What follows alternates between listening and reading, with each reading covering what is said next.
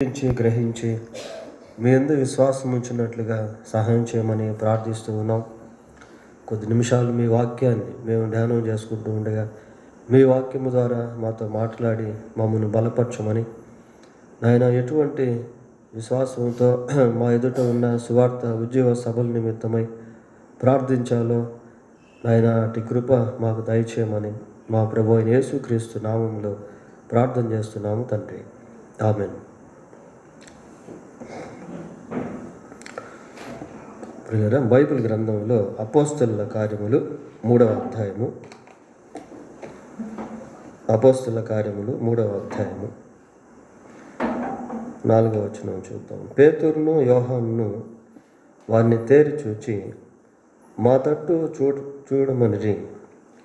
వారు వారి వద్ద ఏమైనా దొరుకునని కనిపెట్టుచు వారి యందు లక్ష్యముంచెను. అంతటా పేతురు, వెండి బంగారములు నా యొద్ద లేవు, కానీ నాకు కలిగినది నీకు ఇచ్చుచున్నాను. నజరేయుడైన యేసుక్రీస్తు నామమున నడువుమని చెప్పి వాని కుడి చెయ్యి పట్టుకొని లేవనెత్తెను. వెంటనే వాని పాదములను చీలమండలను బలము పొందెను. వాడు దిక్కున లేచి నిలిచి నడిచెను. నడుచుచు గంతులు వేయుచు దేవుని స్తుతించుచు వారితో కూడా దేవాలయంలోనికి వెళ్ళాను. మరి వాక్య భాగాన్ని మనం పరిశీలన చేసినప్పుడు పేతురు యోహానుల ద్వారా దేవుడు ఒక అద్భుతమైనటువంటి కార్యాన్ని జరిగించాడు. దేవుడు తన కార్యం జరిగిస్తే తప్ప ఉద్యోగము అనేటువంటిది ప్రజలు అనుభవించలేరు.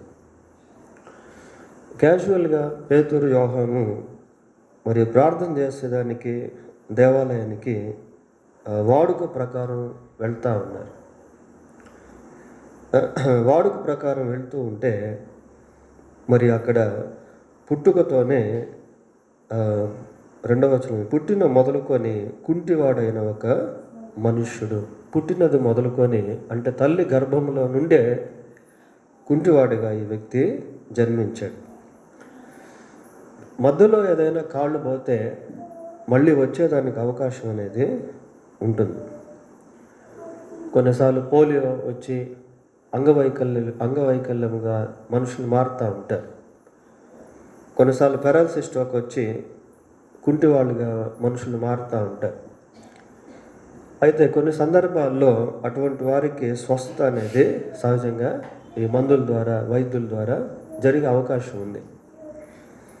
కానీ ఇక్కడ ఉన్నటువంటి కుంటివాడు తల్లి గర్భంలో నుండే కుంటివాడిగా జన్మించాడు. కాబట్టి పుట్టుకతో కుంటివాడు కనుక ఇతనికి ఎంత మాత్రము కాలు బాగయ్యేటువంటి అవకాశం అనేది లేదు. ఎంత ధనం ఖర్చు పెట్టినా, ఎంతమంది వైద్యులను సంప్రదించినా, ఎటువంటి వైద్యము తీసుకున్నా ఆ కాలు మాత్రం బాగయ్యేదానికి ఏమాత్రం అవకాశం అనేది లేదు. కానీ దేవునికి అసాధ్యమైనది ఏది లేదు కనుక దేవుడు తన కార్యాన్ని ఏ విధంగానైనా చేయగలడు. లేని వాటిని ఉన్నట్టుగా ప్రభువు పిలుస్తాడు. మరి మృతులను సైతం సజీవులుగా ప్రభువు మారుస్తాడు. ఎండిన ఎముకలను గొప్ప సైన్యముగా చేసినటువంటి దేవుడు. పేతురు యోహానులు వెళ్తూ ఆ వ్యక్తిని చూశారు. చూసినప్పుడు అతను ఏమనుకున్నాడంటే వీళ్ళు కూడా ఏదైనా సహాయం చేస్తారేమోలే అని చూస్తూ ఉన్నాడు. కానీ వీరి దగ్గర డబ్బు అనేది లేదు. ఒక రకంగా యేసుక్రీస్తు ప్రభువుని వెంబడిస్తున్నారు, కానీ వాళ్ళు ధన సంపాదన అనేటువంటిది ఏమీ చేసుకోలేదు. ఆ ప్రభువును వెంబడించేటువంటి ప్రక్రియలో వారు ప్రభుతో కలిసి జీవిస్తూ ఉన్నారు. దేవుని యొక్క కార్యాలు జరిగిస్తూ ఉన్నారు. దేవుని యొక్క సువార్త ప్రకటిస్తూ ఉన్నారు.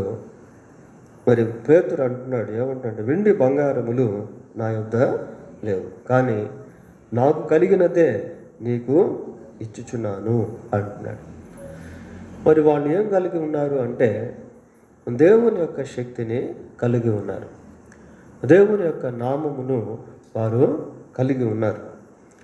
అలా చెప్పి ఏమంటున్నాడు, నజరేయుడైన యేసుక్రీస్తు నామమున నడుమని చెప్పి వాని కుడి చెయ్యి పట్టుకొని లేవనెత్తెను. Peter used his faith to heal that lame man. ఆ కుంటి వాడిని బాగు చేసేటువంటి విషయంలో పేతురు మరి ఎంతో విశ్వాసాన్ని ప్రయోగించాడు. ఎప్పుడైతే ఆ కుంటి భిక్షగాడు మరి యేసుక్రీస్తు నామంలో స్వస్థత నొందాడో వెంటనే దిక్కున లేచి నిలిచి నడుస్తూ ఉన్నాడు. అది ఉద్యమం అంటే.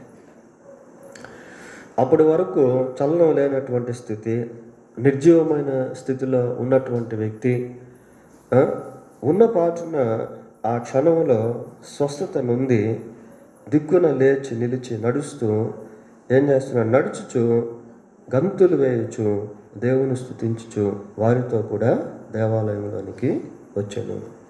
చూడండి ప్రియులారా, it is a kind of revival. అది ఒక రకమైనటువంటి ఉజ్జీవం.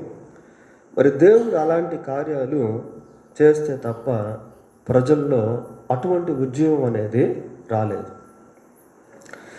ఆ తర్వాత ఏమైందంటే, అతను తిన్నగా దేవుని స్తుతిస్తూ గంతులు వేస్తూ దేవాలయంలోనికి ప్రవేశించాడు. ప్రవేశించిన తర్వాత చూడండి, వాడు నడుచుచు దేవుని స్తుతించుచు స్తుతించుట ప్రజలందరూ చూచి, ఆ ఉద్యమం అనేటువంటి స్ప్రెడ్ అవుతా ఉంది. ప్రజలందరూ చూచి అనుకుంటున్నారు, శృంగారమును దేవాలయపు ద్వారము వద్ద భిక్షము కొరకు కూర్చుండిన వాడు వీడే అని గుర్తెరిగి వానికి జరిగిన దాన్ని చూచి విస్మయముతో నిండి పరవశులైరి.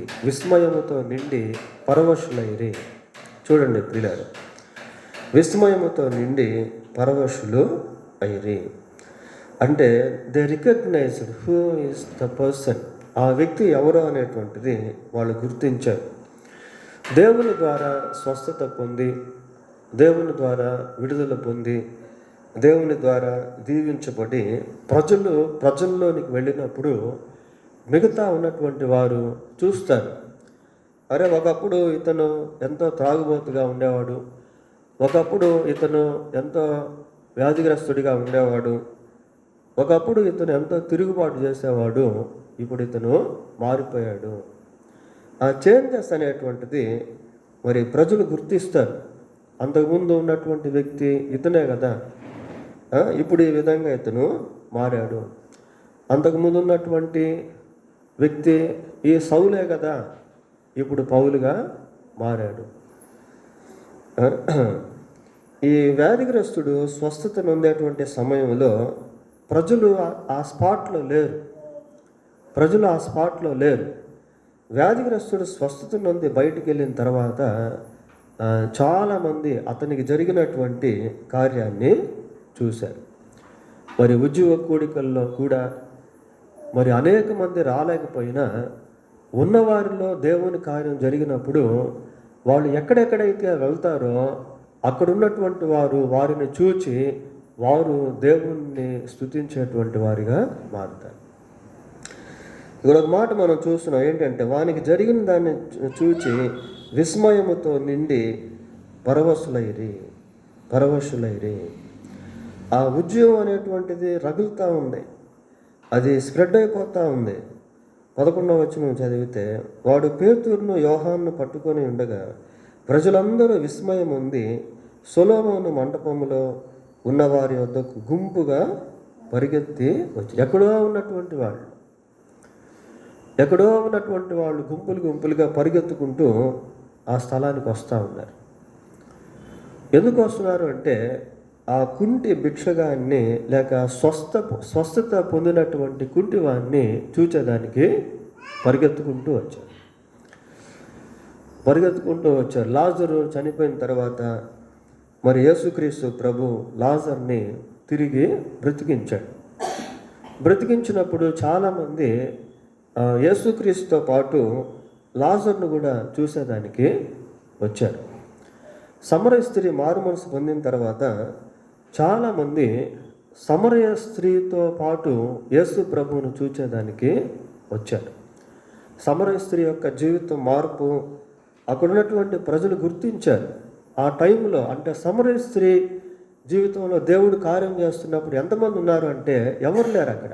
యేసు ప్రభు, ఆ సమరయ స్త్రీ మాత్రమే ఉన్నారు, శిష్యులు కూడా లేరు. కార్యం జరిగించిన తర్వాత అనేక మంది ఆ విషయాన్ని గుర్తించారు. ఇక్కడ జనులు గుంపులు గుంపులుగా పరిగెత్తుకుంటూ దేవుని యొక్క కార్యాన్ని ప్రత్యక్షంగా చూసేదానికి వస్తూ ఉన్నారు. 13వ వచనం ఒకసారి చదువుతాం.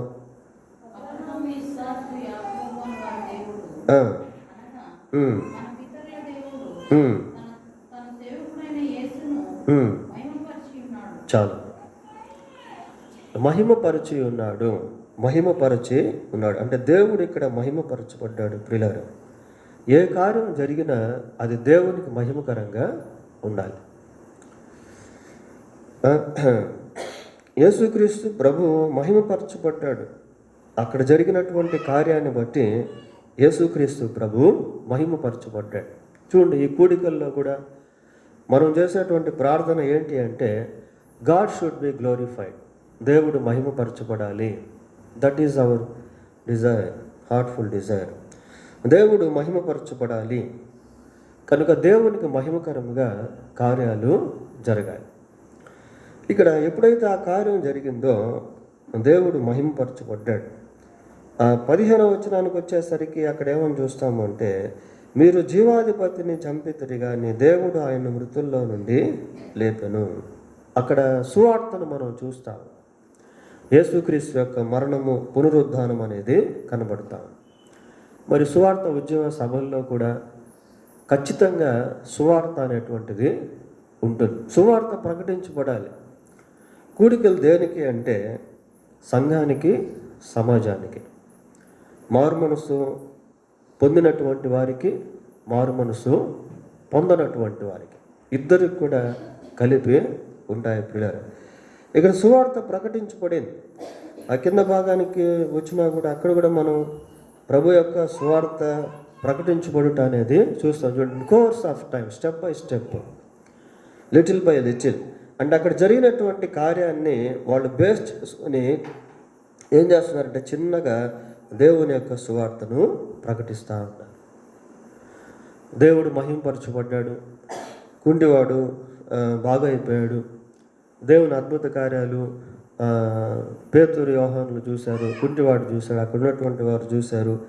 అక్కడ సువార్త అనేటువంటిది ప్రకటించబడింది. ఇక 16వ వచనానికి వచ్చేసరికి, ఆయన నామమందలి విశ్వాస మూలముగా ఆయన నామమే మీరు చూచి ఎరిగి ఉన్న వీన్ని బలపరచను. ఆయన ఎందు కలిగిన విశ్వాసమే మీ అందరి ఎదుట వీనికి ఈ పూర్ణ స్వస్థత కలుగ చేసెను. అంటే విశ్వాసము ద్వారా దేవుడు కార్యము చేయగలుగుతాడు అన్న విషయాన్ని సేవకులు అక్కడ ప్రకటించారు.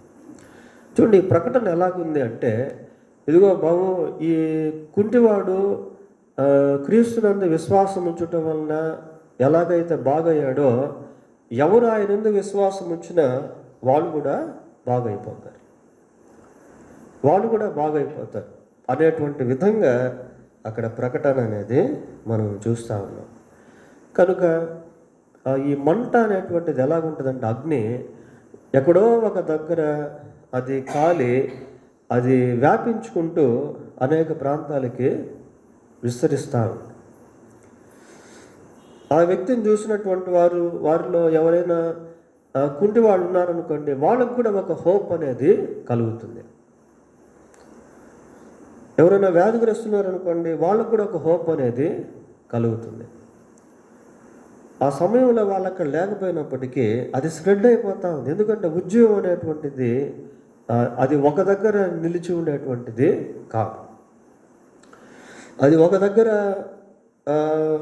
ఏదో ఒకరికే పరిమితమైనటువంటిది కాదు, ఒక గుంపుకో లేక ఒక వ్యక్తికో పరిమితమైనటువంటిది కాదు. God wants all people to see his miracles, his salvation. దేవుడు ప్రజలందరూ కూడా ఆయన యొక్క అద్భుతాలను, రక్షణను చూడాలని కోరుకుంటా ఉన్నాడు. ఇంకా తిన్నగా అక్కడ సువార్త ప్రకటించబడింది. తర్వాత 20వ వచనానికి వచ్చేసరికి చూడండి, ఇంకా అక్కడ ఏమని చూస్తున్నాం, క్రీస్తు యేసు మీ పాపములు తుడిచివేయు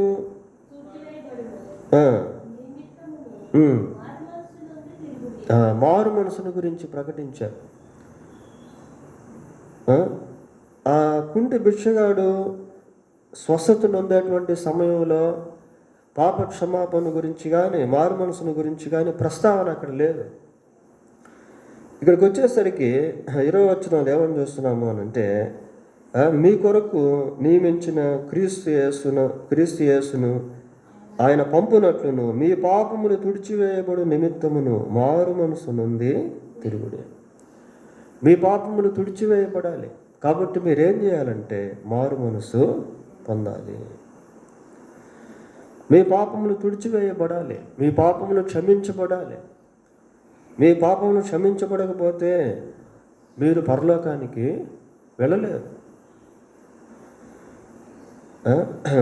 చూడండి, ఎక్కడో జరిగినటువంటి కార్యము అక్కడితో ఆగిపోకుండా అది అక్కడి నుంచి ఇంకో దగ్గర, ఇంకొక నుంచి ఇంకో దగ్గర, ఇంకొక దగ్గర నుంచి ఇంకొక దగ్గరికి ఆ విధంగా స్ప్రెడ్ అయిపోతూ వస్తారు. ఒక్కొక్క విధానంలో దేవుని కార్యము, దేవుని వాక్యము అక్కడ ప్రకటించబడతా జరుగుతూ వచ్చింది. 4:16 చూద్దాం. 4:16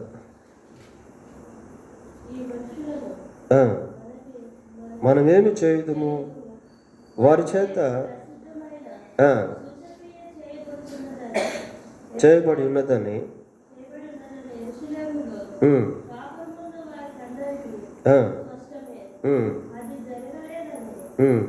చెప్పజాలము. చూడండి ప్రియులారా, ఈ వచనాన్ని మనం చూసినప్పుడు ఈ మనుషులను మనం ఏం చేయదుము, వారి చేత ప్రసిద్ధమైన సూచన క్రియ జరిగింది. ప్రసిద్ధమైన సూచన క్రియ జరిగింది. దీన్ని ఎవరు కూడా కాదని చెప్పలేదు. సూచక్రియ చేయబడి ఉన్నదని యెరూషలేములో కాపురం ఉన్న వారికి అందరికీ స్పష్టమే. అంతకుముందు అది శృంగారం అనే దేవాలయంలో జరిగింది. ఆ దేవాలయపు ఎంట్రన్స్లో జరిగింది. అది వాస్తవంగా ఈ మిరాకిల్ ఎంట్రన్స్లో జరిగింది. తర్వాత దేవాలయంలోకి వెళ్ళింది. దేవాలయంలో నుంచి ఇంకొంచెం బయటకు వచ్చింది. ఆ బయట నుంచి చివరికి యెరూషలేము అంతా కూడా స్ప్రెడ్ అయిపోయింది. ఒకే ఒక అద్భుతం, యెరూషలేములో ఉన్న వాళ్ళందరికీ కూడా అది స్ప్రెడ్ అయిపోయింది. చూడు, దేవుని కార్యాలు అలా ఉంటాయి. దేవుని కార్యాలు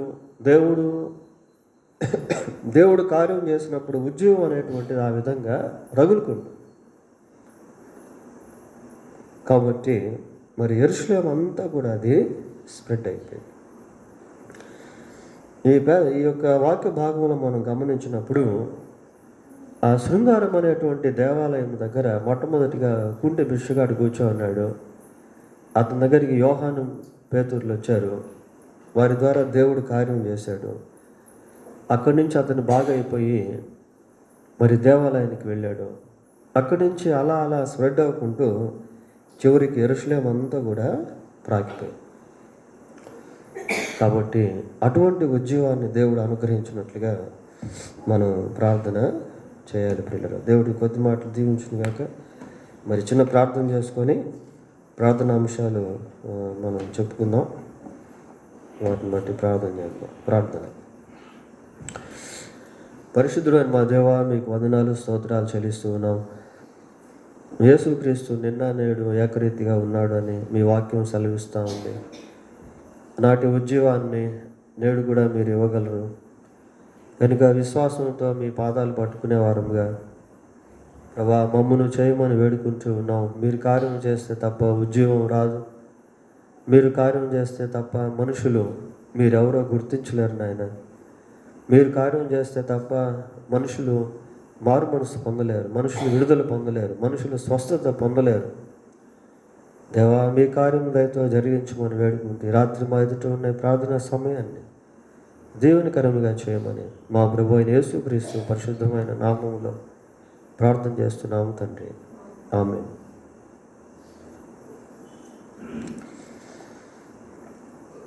ప్రియులారా, మరి ప్రార్థన అంశాలు మళ్ళీ ఒకసారి జ్ఞాపకం చేస్తాం. ఈ సువార్త ఉద్యోగ సభలు అనేది మనం ఈసారి కూడా బయట పెట్టాలని ప్లాన్ చేస్తూ ఉన్నాం. మరి స్పీకర్స్ ఇంకా మనకు దొరకలేదు. 3వ రోజు మాత్రమే స్పీకర్ దొరికారు. మిగతా 2 రోజుల్లో ఇంకా స్పీకర్ దొరకలేదు. కనుక వాక్యోపదేశకుల కొరకు ప్రార్థన చేద్దాం. తర్వాత మంచి వాతావరణాన్ని దేవుడు ఇచ్చినట్లుగా ప్రార్థన చేద్దాం. కరెంటు విషయంలో ప్రార్థన చేద్దాం. పిఏ సిస్టమ్, మైకులు, స్పీకర్లు ఇవన్నీ చక్కగా పనిచేయనట్లుగా ప్రార్థన చేద్దాం. తర్వాత స్టేజ్ అరేంజ్మెంట్స్ కొరకు ప్రార్థన చేద్దాం. ఈ బయట పెట్టేటువంటి కార్యక్రమంలో మనకు అనేకమైన వస్తువులు కావాలి. కొన్నిసార్లు ఆ టైంలో వస్తువులు దొరకవు. ఇంకేదో ప్రోగ్రామ్స్ ఉంటాయి కాబట్టి టేబుల్స్, గీబుల్స్ ఇలాంటివి కొన్నిసార్లు అందుబాటులో ఉండవు. కనుక మీటింగ్స్కి ఎక్కడ ఆటంకం లేకుండా కావలసినటువంటి వస్తువులు అందుబాటులో ఉండేటట్టుగా దానికోసం కూడా మనం ప్రార్థన చేద్దాం. తర్వాత ఈ టెంట్లు వేసే విషయంలో, కర్టన్స్ వాటి విషయంలో ప్రార్థన చేద్దాం. ఈ విష పురుగులు, పాములు, తేళ్ళు, జరులు ఇట్లాంటివి ఏమి లేకుండా దేవుడు కృప చూపించినట్లుగా ప్రార్థన చేద్దాం. మరి 3 దినాల ఉద్యోగ కోడికలు దేవునికి మహిమకరంగా జరుగునట్లుగా ప్రార్థన చేద్దాం. అంధకార శక్తులు బంధించబడినట్లుగా ప్రార్థన చేద్దాం. మరి సంఘం ఎదుగుదల కొరకు ప్రార్థన చేద్దాం. సంఘంలో ఎవరైతే ఇంకా మారుమనసు పొందలేదో వారు మారుమనసు పొందినట్లుగా ఈ కూడికల ద్వారా దేవుడు ప్రతి ఒక్కరిని దర్శించినట్లుగా ప్రార్థన చేద్దాం. తర్వాత బయట నుంచి వచ్చేటువంటి వారు, మరి సేవకులైతేనేమి, ఇంకా చుట్టుపక్కల సంఘాల నుంచి, ఇంకా ఆయా ప్రాంతాల నుంచి వచ్చేటువంటి వారి కొరకు ప్రార్థన చేద్దాం. తర్వాత గ్రామస్తులు అనేక మంది ఈ కూడికలకి హాజరవునట్లుగా ప్రార్థన చేద్దాం. తర్వాత బ్యానర్స్, పోస్టర్స్, పాంప్లెట్స్ వాటి విషయంలో కూడా ప్రార్థన చేద్దాం. తర్వాత మరి మొదటి 2 days స్నాక్స్, టీలు అవి ఉంటాయి. 3వ రోజు ప్రేమ మీద ఉంటుంది.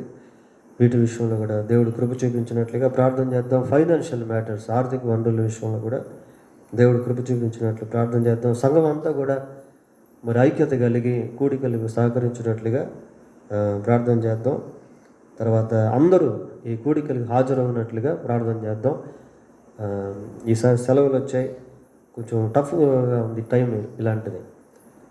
అయితే దేవుడు సహాయం చేయనట్లుగా ప్రార్థన చేద్దాం. అందరూ టైంకి మీటింగ్స్కి అటెండ్ అవ్వనట్లుగా ప్రార్థన చేద్దాం. కొన్నిసార్లు సేవకులు వచ్చేస్తుంటారు, మనం సంఘంలోంచి అనేక మంది రాకుండా ఉంటారు. అది కూడా కొన్నిసార్లు ఎంతో డిసప్పాయింట్మెంట్గా ఉంటుంది. అట్లా కాకుండా టైంకి అందరూ వచ్చినట్లుగా ప్రార్థన చేద్దాం. అన్ని కుటుంబాలు ఆ కూడికలు హాజరవునట్లుగా ప్రార్థన చేద్దాం. మరి పనిచేసేటువంటి మరి మన బ్రదర్స్, సిస్టర్స్ వారికి కూడా పని వెసులుబాటులో ఉండినట్లుగా ప్రార్థన చేద్దాం.